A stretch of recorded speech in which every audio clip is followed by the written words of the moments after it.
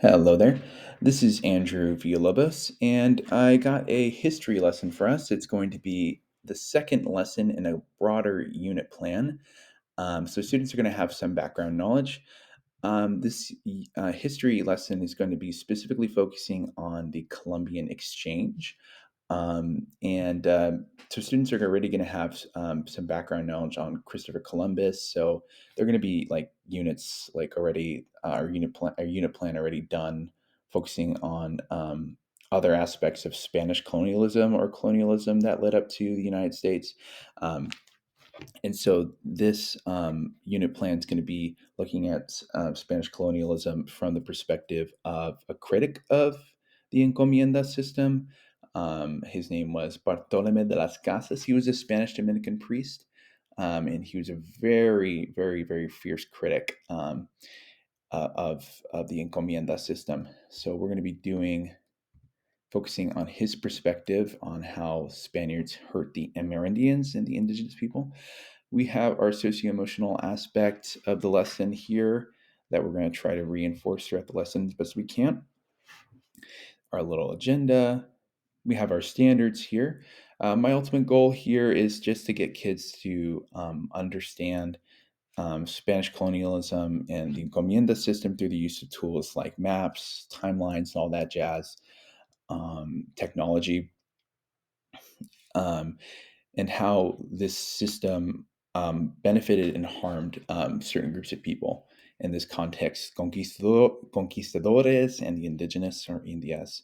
We have our C3, the new social study content framework standard thing, as it reads construct maps and other graphic representations of both familiar and unfamiliar places. So we're going to try to follow through with that. We have a video today.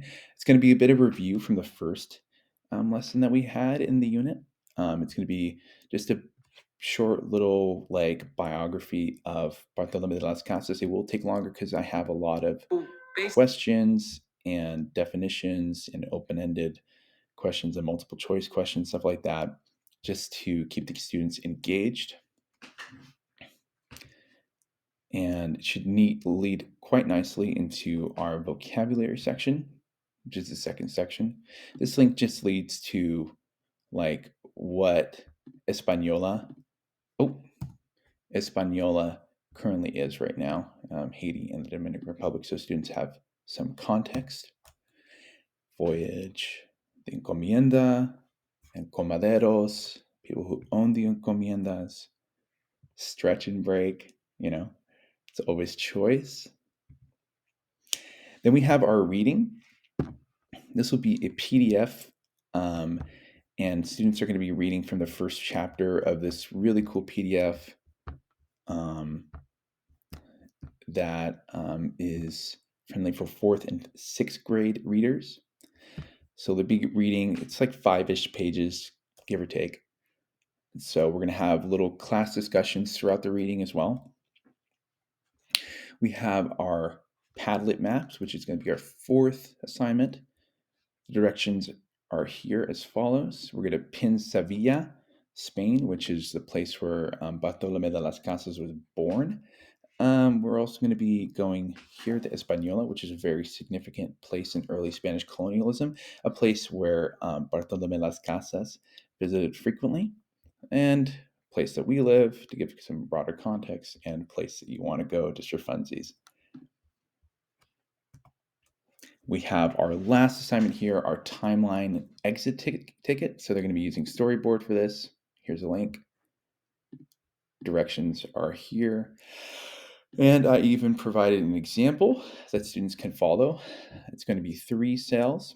So mine focused a lot on Bartolome de las Casas, was solely on him in his early years, midlife, and late life. But they can focus on, because we're going to be talking about Christopher Columbus in the readings that we have right here. So they can even focus on that, just so long as it's all in chronological order. But yeah, this will be their formal assessment for today. And that's pretty much it. I hope you liked the lesson. I tried to incorporate as much technology as I could, meaningfully, that is. Thank you very much.